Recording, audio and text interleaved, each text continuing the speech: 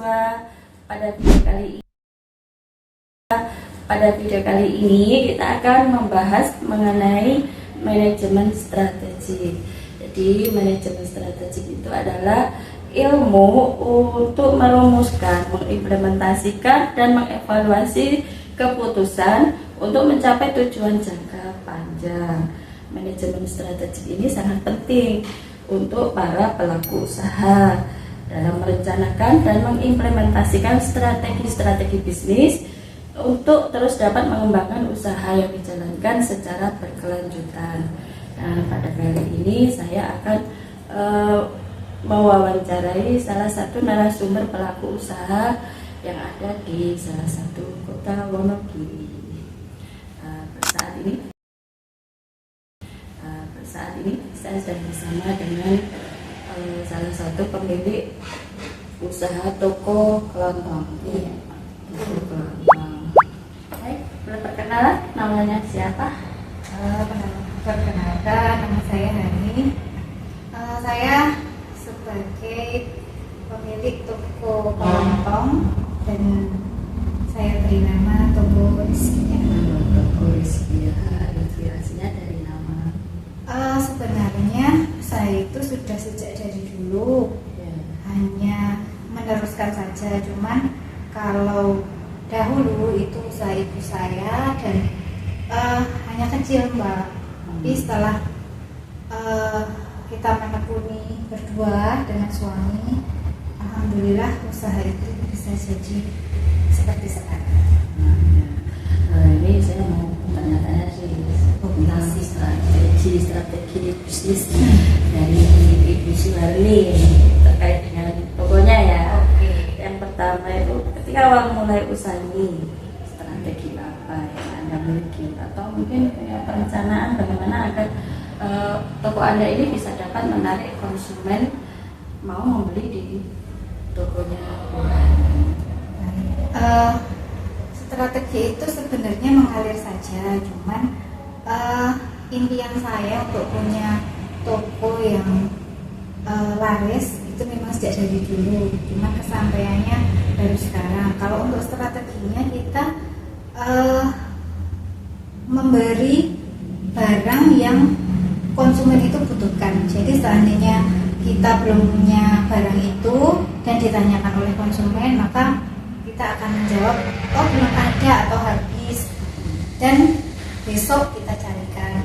Maka dari sedikit demi sedikit, maka barang yang ada di toko kami itu bisa lengkap dan semua yang dicari oleh konsumen itu ada. Dulu waktu awal mulai usaha dari meneruskan usaha ya tadi ya, mungkin dari dulu pelanggannya yang sedikit sekarang sudah menjadi banyak, itu butuh waktu lama nggak agar pembelinya itu jadi semakin? Kita sebenarnya menekuni usaha ini kalau kita fokusnya yang kita usaha sendiri, karena itu dulu kan usaha orang tua. Sejak tahun 2011 itu kita ambil alih dari usaha orang tua menjadi usaha saya dan suami. Dari 2011 itu untuk menjadi yang dulunya kecil terus menjadi agak besar itu ya kurang lebih 5 tahun lama. Iya, berarti kan untuk perencanaan itu memang benar-benar untuk jangka panjang ya. Iya. Jadi nggak hanya sementara. Dan setelah menekuni itu, apakah penghasilan atau pendapatan atau hasil penjualannya itu sesuai dengan ekspektasi atau sesuai dengan yang direncanakan? Kalau sesuai ekspektasi sebenarnya belum, cuman mendekati dan mungkin tidak kita kira sebelumnya, karena yang dulunya seperti kecil terus pendapatan perharinya hanya ya sangat amat kecil. Kalau sekarang kan alhamdulillah, jadi kalau sesuai ekspektasi belum, cuman ya hampir mendekati lah. Kalau kita tahu Sebenarnya tujuan Anda ini untuk membuka toko ini sebenarnya apa? Seperti visi atau misi itu yang Anda membuka toko ini. Pastinya ada tujuannya. Iya, kalau untuk tujuannya sebenarnya yang pasti itu untuk menjadi sumber mata pencaharian.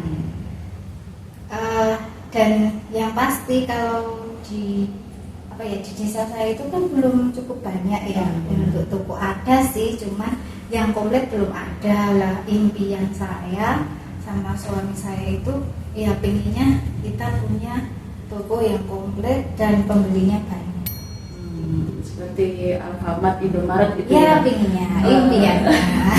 Untuk jangka panjangnya seperti itu. Pengen, amin. Oke, selama menjalankan usaha ini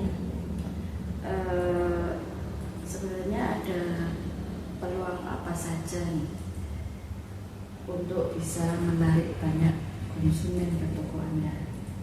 Mungkin seperti tadi ya yang sudah dikatakan, untuk menambah item-item produk yang belum ada dari penjual daripada yang ada di toko lain. Ada trik-trik lain enggak agar konsumen itu mau balik lagi ke tokonya, beli lebih banyak lagi seperti itu? Atau mungkin nanti dari mulut ke mulut tahu, ternyata tokonya Rizky ini komplit loh, ada di sana, mau cari apa di sana ada triknya. Yang pertama, yang pasti itu kalau kita berjualan, yang pasti kita harus ramah. Apapun yang dikatakan oleh pembeli, ketika dia kecewa, kita tidak boleh marah. Satu, yang pasti kita harus ramah.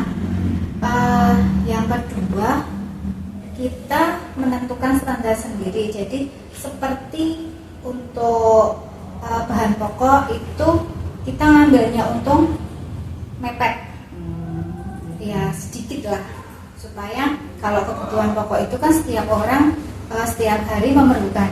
Jadi kan kita ambilnya sedikit, jadi paling enggak di mata orang itu, oh di sana itu lebih murah daripada di toko lain. Terus yang selanjutnya ada barang-barang tertentu di suatu saat atau kadang-kadang itu kita kasih promo.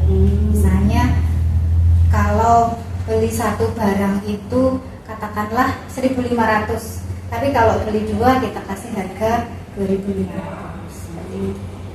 Menarik juga ya. Selama menjalankan bisnis ini adakah hambatan baik itu dari internal ataupun dari eksternal yang dihadapi, masalah-masalah? Ada nggak masalah-masalahnya? Kalau masalah sih pasti ada, setiap usaha pasti ada pasang surutnya. Cuman alhamdulillah untuk kita berjalan ada sambungannya, tapi tidak begitu banyak. Tapi yang pasti ketika ada seperti kenaikan barang yang agak tinggi, itu kan kita juga repot. Yang tadinya kita belinya sekian, kita jualnya sekian, dan pada akhirnya kita mau beli lagi kadang harus nombor seperti itu. Kalau untuk yang lainnya saya kira tidak ada.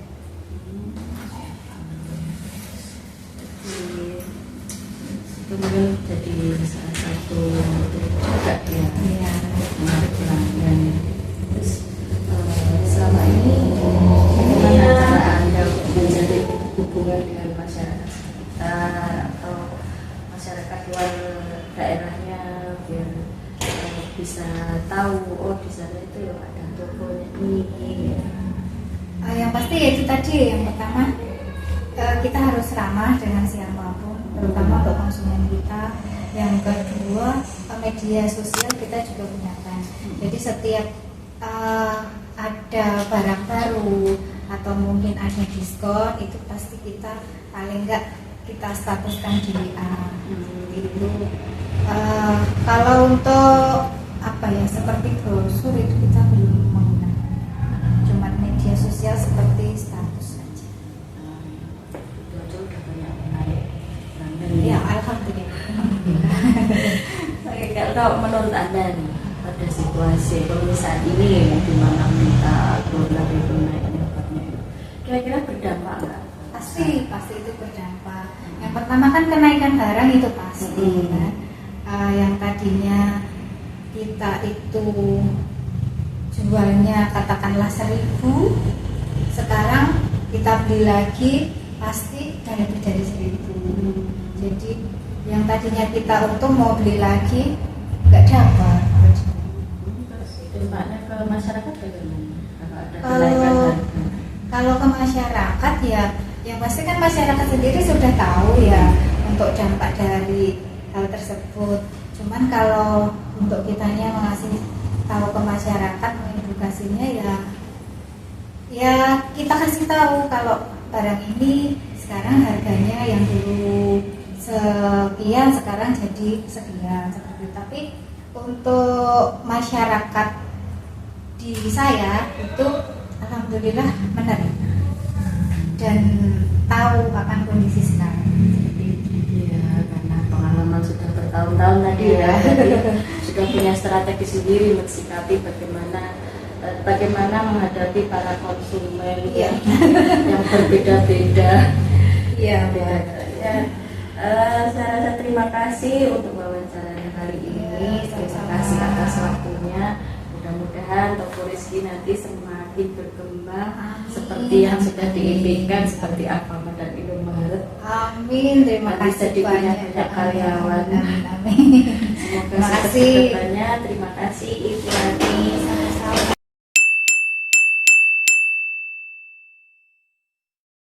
Sobat mahasiswa, demikian tadi wawancara saya dengan salah satu pemilik toko kelapa yang ada di Wonogiri. Semoga ini nanti dapat menjadi pembelajaran bagi teman-teman mahasiswa semuanya.